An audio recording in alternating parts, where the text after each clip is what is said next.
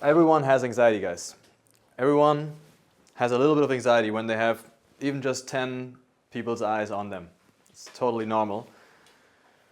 And I certainly had a lot of anxiety. And I remember when I was in high school, I was the best student of 120 students. I got the highest grade. And traditionally, the person with the highest grades gets to speak at the graduation ceremony. That's called the valedictorian, right? And I was never asked to give that speech. In fact, I know the woman that was organizing that whole event, the graduation ceremony, she was a very social, she was a very bubbly girl. She didn't have this good grades, but somehow she managed to get accepted at Oxford right after high school. And I was like, why is she getting accepted? And actually, I got rejected the first time I applied there. And I remember sitting there in this graduation ceremony and looking at her give the valedictorian speech, even though she didn't have the best grade. And I was happy. I was deeply happy that no one even asked me to give that speech. I avoided the people who organized that speech and that whole ceremony because I knew maybe they'll have this idea that I should be giving the speech. I was like, no, screw that. I don't want to give speeches. I want to get good grades, right? That's what I'm all about. So I went on and I went to university. And again, I got the best grades. And I actually took revenge on her by going to Yale instead of Oxford. But again, I was just out there for good grades and degrees. And at some point, I was close to getting the highest degree in the world, the PhD, and I realized that this degree wasn't really helping me. I mean, I looked at the jobs that I would be doing if I had that PhD, and I was like, wait a second, that job is not really useful. It's not really solving a problem. It's pretty hard to actually have an impact with research, to really find out something that really is going to move the needle. Like, there's so much knowledge already that's just not being applied. I was like, what am I even doing here? And the reason that I was in that place was that I never really thought myself, why do I want those grades? I never really thought about, what am I going to do with the grades? How am I going to help someone? I only thought about myself and my prestige and my standing in the world, and that was defined by grades and degrees. And in the back of my head, if I'm thinking about it now, maybe I thought, okay, but someone must have figured that part out. Someone must have thought about how it's actually going to be useful to the world. I just have to get the grade, I just have to get the degree, I just have to get the job, and then probably the system is built in that way that it's going to actually help someone. But guess what? No one figured that out. In so many jobs, no one really figured out how to make your degree and your grades turn into something useful that actually helps someone else solve a problem. I would say 20 to 30% of the economy out there is people who are not really solving any problem.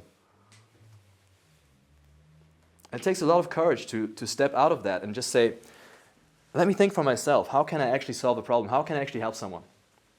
Because you're going to get to answers that are just not supported by the mainstream narrative, that are not supported by universities. And that's what we're doing here today as well. We're thinking for ourselves and we're like, yeah, let's go to this weird little event in a crammed room with a bunch of brown guys. Like, this is not online, this is not advertised.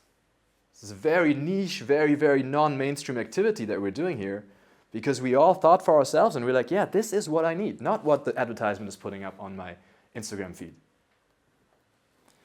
So I want to say that you are extremely confident and courageous men because you took that decision. You thought for yourself here. I respect that a lot. So what I think we do here together is really we think critically together. We think critically for ourselves together. And we find innovative solutions, non-mainstream solutions. One problem that we kind of share or shared in the past is we don't know how to attract the right people in our lives. But then we see them all around us, right? We go out and they're definitely there. There are people. So our mind goes like, yeah, there must be a solution here. I mean, they're right 5 meters away from me. I should be able to somehow attract that person and build a relationship. Should be possible. Let's go and solve this problem. And most people don't even get to that point. Most people are so stuck in those abstractions and those like foreign program thinking that they think, okay, where do I have to go? I'm going to ask someone, where do I find the right people? Oh, online dating. Okay, let me try that. Oh, it doesn't work. Where can I go? I have to pay someone. Okay, get me better pictures. They're just asking for opinions. They never get to that point where they say, well, wait, the people that are on that app, they're right in front of you. You can find another solution. And once you do that, obviously you realize very quickly that when you want to get good at talking to people in the real world, it's not enough to learn a trick. It's not enough to learn the right line. Okay, it's all about your overall vibe and ultimately about how happy you are with yourself, how much you love yourself and your life. And so what we're learning here today is really how to radiate that happiness and love for ourselves and that conviction that we are on an amazing path, because that's what's ultimately going to get us high on ourselves. And that's what just happened here for all of you in a miniature way and for me in a bigger way, because I've been talking a bit more than the other guys. So I'm getting high on myself right now in this moment, just because I've overcome the fear of starting this event in a little bit of clumsy way, because I was a bit nervous, okay, so many eyes, blah, blah, blah. And I pushed through that, right? And now it feels much lighter. And I'm sure you all recognize that after 2 minutes of speaking, in the end it felt a bit lighter. And now I can push myself higher and higher and higher on that wave. There's no limit to how high I can get from here. And it's only half an hour into the event. The key to getting high on yourself is think critically. Find your own solution. Trust that that is the right solution because you thought about it. And your mind should be the best at finding solutions for your life. And then actually take the resulting action. Actually take the action that that thinking process prescribes and push through the fear, because it's going to be a scary action. Because when you think for yourself, you're going to get answers for yourself. Answers that differ from the rest. And then what happens is there's adrenaline rushing through your blood, literally. Now, I still get scared at all these kinds of things, right? I mean, I'm not so scared at talking to people anymore, but talking in front of a big group still gets me a bit nervous. So I love doing that right now, because that is what gets me high. Talking to millions of people out there online is what gets me high now. The other day I still had a situation that actually got me high because it was scary, even though it was a low-scale social interaction. I saw a good friend of mine. He was just walking past in the mall, and usually I'm the kind of person who goes up to people, hey, what's up, man? Good to see you. I'm like, yeah, let him pass by. But this time, he had his parents with him. Parents from Venezuela. They only spoke Spanish. I knew this because I knew what kind of background he was from. I was like, oh, this is interesting. That's going to be a bit tricky. Let me go and say hi to my friend because he has his parents with him, and that's a bit scary because they don't know me, they don't know English. I'm going to have to speak in Spanish, my broken Spanish. Let's go. So I went there, spoke in Spanish.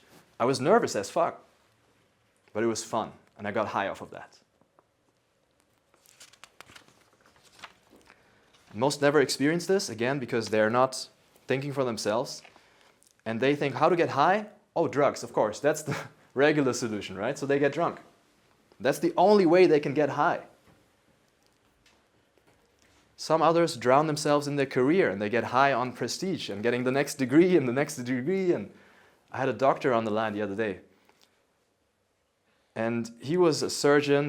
He called himself Doctor, right? Doctor, even though he was 25 years old. And he was like, yeah, I'm pretty rich, but I have no idea how to find a partner. I said, well, have you gone up to someone and just made a compliment? No. How the hell? How would I do that? And at that point, I was actually sitting in a cafe when I had that call. And so I took the phone and I just said, okay, I'll show you. I went up to a girl that was just ordering something at the bakery. And I didn't even know what I was going to say. I looked at her. I said, hello, do you speak English? She said, yes. I looked at her. I took a second and I said, you have nice earrings. Okay, bye. And that's all. And he was like, what? That's what it is? Yeah, I just told you to do a compliment to a stranger. That's all. Just say, hello, you have nice earrings. But his thinking was not really able to take that up and say, yeah, that's all. Of course, as an expat, you'll have it a bit harder. You coming from a different culture, and you're worried about how people are going to react. How are they going to take it? Is it going to be perceived as creepy? Well, the simple answer is learn how people react. Learn the culture, learn the rules of social interaction. And it's not that hard, because when you put your mind to it, which no one else does, because again, they're caught up in some mainstream controlled thinking, you can understand the rules and the culture better than the natives. You already obviously have to work a bit harder than the natives. But there's no way around also working a bit harder in the social arena and socializing a bit harder than the natives. But you can do that, because when you look at the natives and you look at people around you, most of them are wasting most of their time anyways. You can easily just uninstall social media and suddenly you have 30% more time than everyone else. Do challenging things like you're doing here today, and you will easily have the time and the energy and the skill level to outperform everyone else in every area. And yes, it will be a lot of rejection in the beginning, but you need to develop that mindset where you learn from every single rejection. And every single rejection is a bit of data that you can actually use to get better. And then when you have that mindset and you have this goal of learning the rules and you get better at understanding the rules, at some point you actually understand the rules, then you don't have to think about what other people are going to say. You don't care about what other people are going to say, because you know you are not breaking the rules. So there's a balance here, right? You can't just say, yeah, just do whatever you want. Animal, man, go out, destroy everything. No, that doesn't work. You need to know the rules. But once you know the rules and you know that your program follows the rules pretty much automatically, almost always, maybe there's going to be 1 out of 100 events where you accidentally make a mistake and you break the rules. That's okay, that's always going to happen. Once you know that you're programmed to follow the rules, you know the rules, then you can really do whatever you want. And you don't have to care about what other people are going to think. Because if someone comes up and they say, hey, this is stupid, someone throws a beer bottle at you while you're talking in the metro, you can be like, no, man, this is not stupid. You don't have the right to throw a beer bottle at me. You're breaking the rules. Again, you have to understand the rules better than the other people. And this will happen gradually through practice, and there's no way around making some mistakes every now and then and getting rejected quite a lot as well. Like this guy, he asked me, how do you get to that point where people approach you? He was like, yeah, this compliment thing, okay, well, I can do it maybe, but you know, I don't really want to go out and make compliments. I want people to come up to me and make compliments to me. I said, okay, yeah, that's definitely possible. Our friend Chayon knows it's possible. He was like not sure whether he should join this whole community, and he was in Berlin, so I said, let's meet up, let's just go for a walk. And we went for a walk, and we went to a tram, and we had a conversation, and suddenly people joined our conversation. We were just talking about meeting people offline, and suddenly the people next to us, a young couple, they said, yeah, but we think it's really better to meet people offline for this and that reason. And suddenly we had a group conversation in the tram. Then we went on. We talked about AI. Suddenly this guy turns around and starts talking and giving his opinion about AI and how the world is doomed. That is possible. You can get to that point where people see you and they're like, wow, I want to talk to that person. And there's different paths to that. I mean, one path is to just become a billionaire or a rock star, famous. But there's a simpler path, which is just to take the other side so often, approach so often, get rejected so often that you don't care about rejection anymore, and everyone can sense that you're a man of purpose, just goes his path, and has that real, relaxed vibe, and doesn't care about what other people think. That's one interesting path to get to that place where people come up to you without you having to be famous. And ideally you do both, right? You become famous and you also develop extreme resistance to rejection. By the way, this goes hand in hand. Usually you have to develop extreme resistance to rejection to get famous. If you want to build a business, if you want to go and do something awesome, you're going to have to do something very difficult, you're going to suck at it, you're going to get rejected a lot for many years. And getting through that phase of mastery, getting to that point where you are extremely resistant to rejection, you can just like create something new and throw it out in the world and say, this is the best shit, go get it. You will have to have a higher purpose. You can't just be out for the fame. You can't just be out for the approval. There's a lot of people that come to me, they say, everything else in my life is perfect. I'm at the right place, I'm working the right job, everything is going amazing. It's just this thing with attracting women. I'm just not meeting the right people. I don't believe them.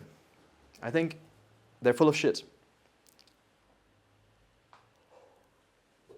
If there was everything right, if they were just an amazing man, they would not have a problem meeting the right person.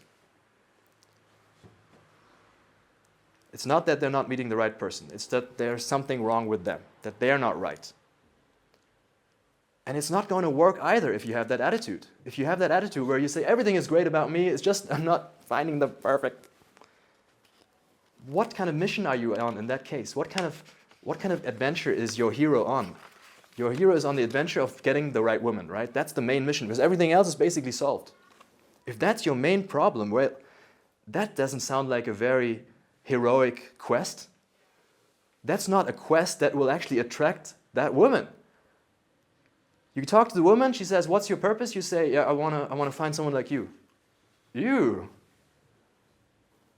That is not a purpose, that is not a heroic purpose that attracts the woman. Attracting the woman is not a purpose you can use to attract a woman. This is something you can learn from Bollywood. A lot of people tell me Bollywood is not right and it's giving the wrong ideas. I think in this respect it's giving a perfect idea. Every Bollywood hero will walk up to the woman and she will reject him. He walks up to the woman again, maybe a friend comes, he's a comedian and cracks some jokes, she will still reject him. Then he finds a problem to solve, he finds the villain, he gets the calling, fixes the problem, saves humanity, and then he goes to the woman accidentally and the woman is like, wow, let's do it. That's right. That's exactly right. Your purpose cannot be selfish. It can't be like, yeah, I just want to retire early. Some other guys tell me, yeah, my purpose is to live peacefully. My purpose is to live peacefully. Dude. You got to help someone else. You got to make it about the world in some way. And that's the lesson from all these movies. And so today here, we're not here to find the right woman. We're not here to approach. We're here because we're on a mission to improve ourselves and the world in a way that we have defined. And this is obviously homework. You cannot do this right now on your little notepad. This is why we do all the inner work. You have to find your purpose. You have to make sure that it's clear. And when I ask you, hey, what's your purpose? It should be a one-sentence answer without any filler words. So find out what you stand for. Find out what problem that you want to fix, and then go and fix it. There's plenty of problems out there. Just look around. There's problems everywhere. Suffering everywhere. And when you go and fix that, and you say, yeah, I'm going to use my own mind to find a solution that no one has thought of before and fix that problem, because otherwise someone else would have fixed it before, it's going to be hard. You're going to have to fight for it. And that must always be the first priority, to improve yourself in such a way that you can solve a big problem that you chose to solve. And you want to start with that now. Don't wait. Don't say, I want to get a relationship first. I first want to find the right person, and then I want to do it together. Once I talked to a guy in India, actually, and he said, after marriage, I will be a good man. I will marry, and then I will be such a productive man, because then I'll have the support, I'll have the motivation, I'll have the food. It's not how it works, again. The woman will not respect you if you're waiting for her to start following your purpose. You can't. You have to do it right now. Start right now. You need to find it first. Find it first. Well, it goes hand in hand. You find the right people on the way. When you're on the way to your purpose, that's when you have the right energy. And that's when you are right, so that the right people will be attracted to you. That's when you're in the right frame to attract the right people.